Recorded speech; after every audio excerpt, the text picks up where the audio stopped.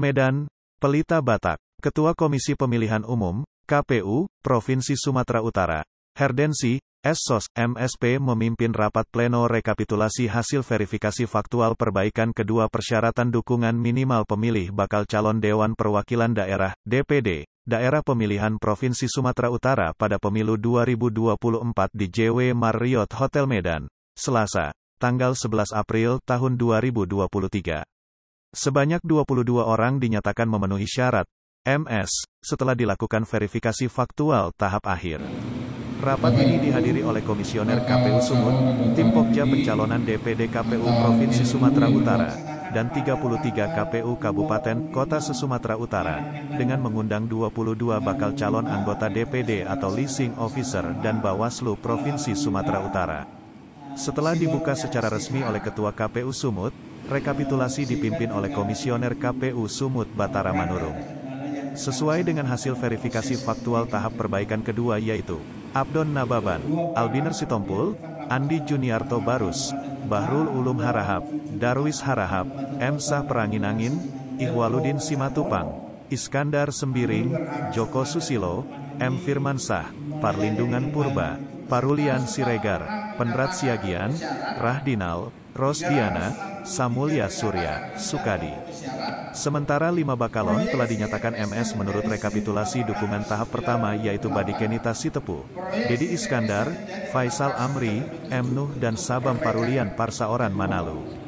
Dikatakan Herdensi, syarat dukungan minimal ini adalah salah satu syarat untuk kemudian mendaftar sebagai bakal calon DPD yang diperkirakan akan dimulai pada bulan Mei tahun 2023. Rekap perbaikan kedua dari berkas dukungan bakal calon DPD, pada tahap pertama kemarin sudah ada 5 orang yang kita nyatakan memenuhi syarat dan tahap kedua ini kemudian ada 17 orang yang memenuhi syarat.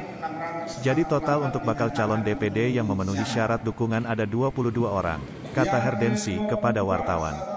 Sementara itu, Komisioner Badan Pengawas Pemilu, Bawaslu, Provinsi Sumut Henry Simon Sitinjak mengatakan pihaknya mengapresiasi proses dan tahapan yang sudah berlangsung. Memang ini merupakan satu syarat utama untuk mendaftar sebagai calon. Sudah ditetapkan ada 22 yang memenuhi syarat, ujarnya. Henry juga menegaskan bahwa proses sejak pemberkasan, verifikasi berkas, verifikasi faktual ada dinamikanya. Meski dalam tahapan yang berlangsung ada berbagai dinamika, Bawaslu Sumut menilai proses sebelumnya hingga saat ini secara keseluruhan bisa berjalan dengan baik.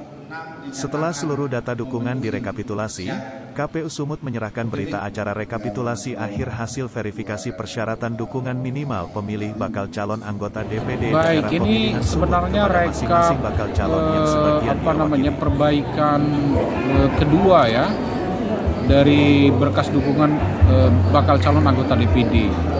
Pada tahap pertama kemarin sudah ada 5 orang yang kita nyatakan memenuhi syarat, dan pada tahap kedua ini kemudian ada 17 orang yang memenuhi syarat. Jadi total untuk bakal calon DPD yang memenuhi syarat dukungan untuk Dapil Provinsi Sumatera Utara itu ada 22 orang.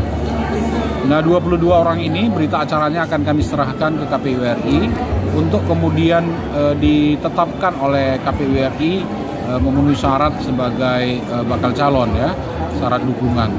Nah, setelah ini akan ada proses pendaftaran dari bakal calon ini untuk menjadi calon anggota DPD. Jadi memang ada 2 tahap ya yang harus dilakukan oleh bakal calon anggota DPD.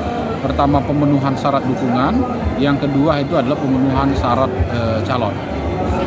Baik, mungkin pertama ya kita mengapresiasi ya, karena pada saat ini memang sudah ada 22 bakal calon yang sudah menyelesaikan dalam rekapitulasi ini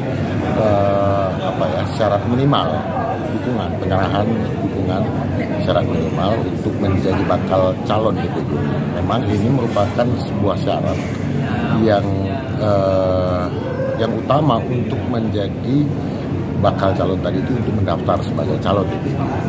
Memang bagi kami adalah sebagai pengawas tentu kita dari persoalan persyaratan yang kita lakukan ini memang harus kita pastikan dalam bentuk pengawasannya.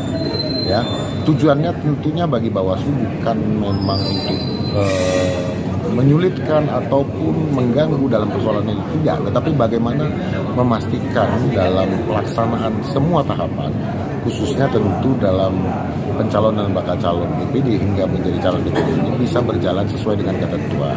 Nah, bagi kami itu yang paling penting, sehingga semua pihak dan semua kepentingan itu bisa terakomodir, dan itu semua harus berdasarkan ketentuan peraturan perundang-undangan. Mungkin itu yang kami pastikan dalam kesempatan dari proses, mulai dari awal verifikasi administrasi, kemudian verifikasi verifikasi faktual, ya, perbaikan pertama dan kedua. Ini memang kita melihat dari 22 ini memang ada dinamikanya di mana dari syarat minimal tadi, dari sampel yang diajukan itu memang ternyata tidak seluruhnya itu bisa memahami ketentuannya. Nah, inilah yang sebenarnya bagi kami untuk memastikan itu.